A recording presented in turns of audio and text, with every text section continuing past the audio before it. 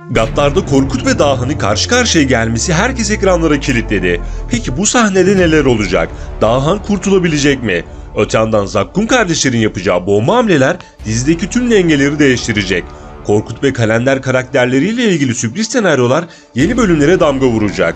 Büyük Savaş'ta ise saflar belli oldu ve kimin hangi tarafta yer alacağı netleşti. Birazdan tüm bunlardan, bomba gelişmelerden ve daha fazlasından kısaca bahsedeceğiz. Hemen başlayalım. Dahan'ın son sahneleri nasıl kurtulacağına ve bu sahnede nelerin yaşanabileceğine gelmeden önce Zakkum kardeşlerden bahsedelim. Dizide çok önemli güçler var. Bu şemada gördüklerimizden hiç şüphesiz en güçlü olan, şirketin de sahibi olan büyük patron. Henüz sahneye çıkmadı ancak ilerleyen bölümlerde sürpriz bir oyuncuyla bomba bir şekilde sahneye çıkması beklenecek. Ekber karakteri de dizideki en güçlü karakterlerden biri. Bunu zaten gösterdi. Emrinde onlarca adam var ve yeri geldiğinde şirketle karşı karşıya bile gelebiliyor. Müdür bildiğiniz gibi şirketin ikinci adamı. Her yere eli kolu uzanıyor ve şirketin vazgeçilmez adamlarından biri. Ancak ilerleyen bölümlerde şirketle yollarının ayrılması beklenecek. Şirket için çalışan tüm adamlar da bu güç dengesinde önemli bir yere sahip. Çünkü büyük patron tarafından koruma altındalar. Diğer yandan Gattar yani Dahan bu karanlık dünyaya sağlam bir giriş yaptı ve kısa sürede adını herkes duydu. Yeraltı dünyasının bir başka güçlüleri ise Zakkum kardeşler. Korkut, Kalender ve Cezmi. Ancak Cezmi'nin ölmesiyle Korkut ve Kalender için yeni bir dönem başladı. Bu kardeşlerin en büyük travması babalarının annelerini gözlerinin önünde öldürmesi. Korkut, yüzü hiç gülmeyen, acı nedir bilmeyen ve yeraltı dünyasına korku salan bir karakter. Üstelik en hassas noktası kardeşleri. Çünkü aile içinde yaşadığı travmadan sonra kardeşlerine çok düşkün bir hale geldi. Onlar için ölümüne savaşır ve fazlasıyla acımasız birine dönüşebilir. Zakkum ailesinin en delisi olan Korkut acı çekmek istiyor fakat bunu bir türlü başaramıyor. Bunun tek yolunun birine aşık olmak olduğunu düşünüyor. Bu konuda akıllara Aydan'a aşık olabilme ihtimali geliyor. Bakalım bu ihtimalimiz gerçek olacak mı? Zakkum ailesinin bir diğer üyesi ise Kalender.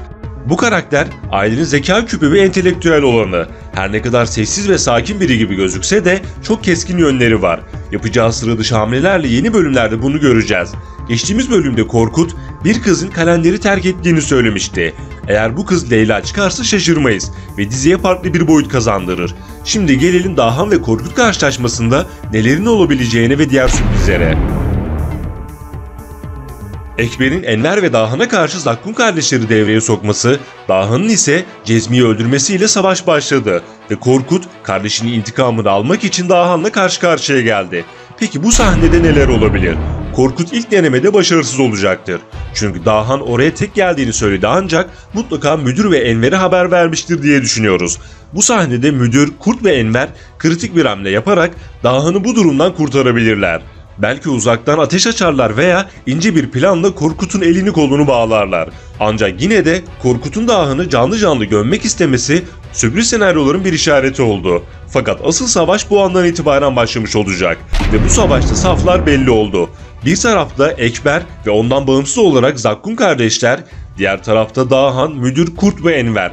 Bu yönde aksiyon ve heyecan dolu sahneler bizleri bekliyor olacak. Elbette Dahan, Korkut ve Kurt'un da içinde olacağı dövüş sahneleri herkes ekranları kilitleyecek.